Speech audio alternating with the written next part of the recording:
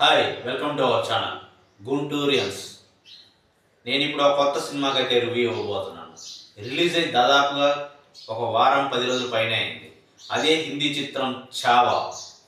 మరి ఛత్రపతి శివాజీ మహారాజ్ కుమారుడైనటువంటి సంభాజీ మహారాజ్ బయోగ్రఫీ ఈ సినిమా. ఎందుకంటే మీరు తమ్నెల్ చూసుంటారు.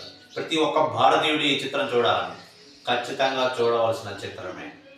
సంభాజీ ఏ విధంగా పోరాడాడు, తండ్రి చనిపోయిన తర్వాత ఏ విధంగా పోరాడాడు, తల్లికి ఏ విధంగా మర్యాదలు ఇచ్చుకున్నాడు, భార్యకి ఏ విధంగా మర్యాద చేశాడు, సనాతన ధర్మాన్ని ఏ విధంగా కాపాడాడనే విషయాన్ని మనం ఈ సినిమాలో చూడవచ్చు.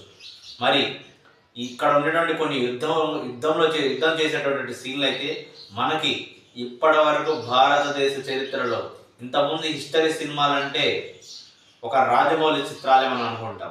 దాన్ని తల దన్నేలా ఉందని చెప్పాలి ఈ సినిమా.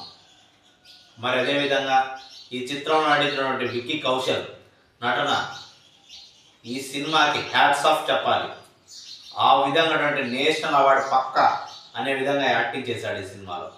మరి ఈ సినిమాలో ప్రతి ఒక్క సీన్ కానీ, మరి ఆయన రియల్ లైఫ్లో 31 సంవత్సరాలకే ఆయన మరణించాడు.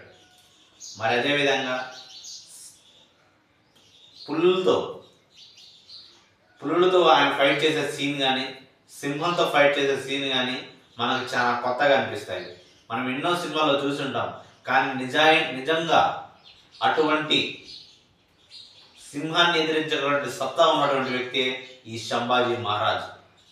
ప్రతి ఒక్క భారతీయుడు కూడా ఖచ్చితంగా చూడాల్సిన చిత్రం. ఈ సినిమా ఎక్సలెంట్గా ఉంది. తెలుగులో లేకపోయినా కానీ నేను హిందీలో చూసి మరేలా చెప్తున్నాను మీకోసం. ఖచ్చితంగా సినిమా చూడండి.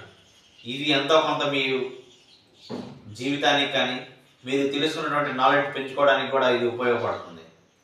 Thanks to watching.